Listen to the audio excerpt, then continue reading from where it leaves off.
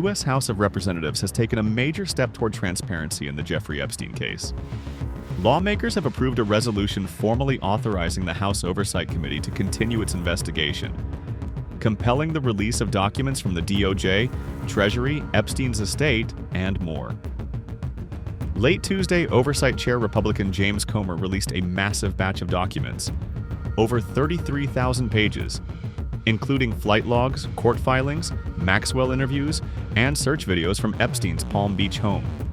Officials acknowledge many pages were previously public, but key portions remain unreviewed.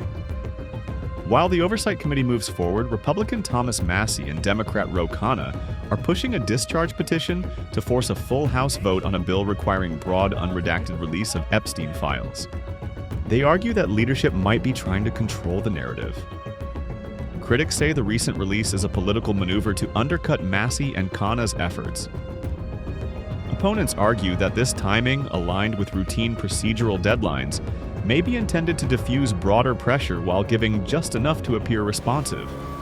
Survivors and advocacy groups remain unconvinced, dismissing the release as largely symbolic and demanding true transparency that can hold powerful individuals accountable. They warn that partial disclosures only stall justice and undermine public. In a striking development, the House Oversight Committee released the once missing minute of surveillance footage, capturing the period between 11:59 p.m. and midnight on the night Epstein died. The clip, now recovered, shows nothing out of the ordinary. A few guards moving outside his cell, underlining that no suspicious activity occurred during that time frame. This release directly refutes Attorney General Pam Bondi's earlier claim that the footage was overwritten during daily resets. Analysts suggest the gap was a technical artifact, due to the merging of two video segments, rather than evidence of foul play. Meanwhile, a group of Epstein survivors is proactively compiling their own client list, using flight logs and recently released files, warning that official efforts fall far short.